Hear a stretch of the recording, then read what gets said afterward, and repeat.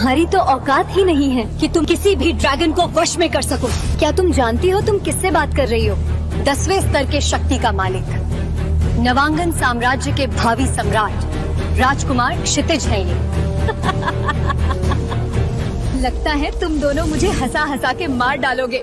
ये लाचार इंसान और 10वें स्तर के शक्ति का मालिक, ये तो 0 स्तर का 5 साल का बच्चा लग रहा है। और भावी सम्राट, वो भी नवांगन साम्राज्य का। वो साम्राज्य बचा भी है। अग्नि ड्रैगन ने तो उस पूरे साम्राज्य को जलाकर राख कर दिया है। तो ये आपके सम्राट किस पे राज करेंगे? कोयले के ढेर पर? मुझे तो अपना ड्रैगन मिल गया। तुम किसी ड्रैगन को वश में नहीं कर पाओगे। हमारा पूरा साम्राज्य, हमारा पूरा परिवार उन 2 ड्रैगन्स ने जलाकर राख कर दिया।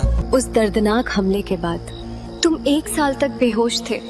क्षितिज ये सुनकर हैरान था। तभी उसे अपने परिवार की याद आई। वो इधर उधर देखने लगा। दीदी, पिताजी कैसे हैं? हमारी बहनें, जीजा जी, वो सब कहाँ हैं? अमृता की आंखों में आंसू जमा हो गए। कुछ नहीं बचा क्षितिज, कुछ भी नहीं। पिताजी, हमारी बहनें और हमारा पूरा नवांगन साम्राज्य जलकर खाक हो चुका है। अपने दुश्मन को पहचानो क्षितिज। अग्नि ड्रैगन हमारे दुश्मन नहीं है। मेरी आंखों के सामने उन अग्नि ड्रैगन्स ने हमारा साम्राज्य जला डाला, हमारा परिवार खत्म कर दिया, और तुम कहती हो कि वो हमारे दुश्मन नहीं है। शांत हो जाओ क्षितिज। हमारा दुश्मन वो है जिसने उन ड्रैगन से हमारे साम्राज्य पर हमला करवाया। अगर ये अग्नि ड्रैगन मुझे मिल जाए तो मैं सबसे बदला लूंगा। दीदी, क्या अग्नि ड्रैगन ही सबसे ताकतवर होते हैं? नहीं क्षितिज, ड्रैगन 7 तरह के होते हैं, जैसे कि अग्नि ड्रैगन, वायु ड्रैगन, जल ड्रैगन, पृथ्वी ड्रैगन, सुरक्षा ड्रैगन, रेडिएशन ड्रैगन। सबकी अपनी अपनी खासियत है, सबकी अपनी अपनी शक्ति है। तो क्या ये सभी की शक्तियाँ समान हैं? हाँ, कह सकते हैं, लेकिन जो 7वां ड्रैगन है वो सबसे शक्तिशाली है, सोम ड्रैगन। सोम ड्रैगन? हाँ, लेकिन सोम ड्रैगन को पाने की क्षमता हर किसी में नहीं होती। दुनिया में बस 10 लोगों के पास ही सोम ड्रैगन्स हैं। लेकिन दीदी, ये ड्रैगन कहाँ मिलेंगे? यहाँ से 200 मील दूर उत्तर में एक पर्वत है, ड्रैगन पर्वत। वहीं हमें ये सारे ड्रैगन मिलेंगे। दीदी, मेरी शक्तियाँ समाप्त हो चुकी हैं। लगता है मेरे नसीब में शायद कोई ड्रैगन नहीं है। अपनी कोशिश जारी रखो। तभी अचानक एक मुर्गी के चूजे के जैसा एक सफेद रंग का ड्रैगन का बच्चा उसके पैरों के पास घूमने लगा। क्षितिज उसे प्यार से देखते हुए बोला, तू तो अभी खुद बच्चा है, जाओ अपनी जिंदगी जियो। वो बेबी ड्रैगन धीरे धीरे उसकी तरफ कदम बढ़ा रहा था। जब क्षितिज उसको उठाने के लिए झुका तो वो पत्थर के पीछे जाकर छुप गया।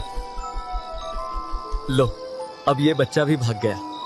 क्षितिज ऊपर उठकर अपनी जगह पर सही से बैठ गया तो वो फिर से उसके पैरों के पास हिलने आ गया। थका हुआ क्षितिज उसी पत्थर पर ही लेट गया। उसकी आंख लग गई। वो बेबी ड्रैगन क्षितिज के पैरों में खेलते खेलते बहते हुए खून को अपनी छोटी सी जुबान से चाटने लगा। क्षितिज को नींद में ऐसा लगा कि उसके अंदर एक अजीब सी शांति आ गई है। उसे अपना शरीर हल्का महसूस होने लगा। उसके अंदर ऊर्जा संचार होने लगा। तभी वहाँ अमृता आ गई। उसने उस बेबी ड्रैगन को क्षितिज के पैर के पास उसका खून चाटते हुए देखा। क्षितिज चौंक कर उठा। उसने देखा कि अमृता उस सफेद बेबी ड्रैगन को डर कर देख रही है। क्या हुआ दीदी? क्या इस बेबी ड्रैगन ने तुम्हारा खून चाटा?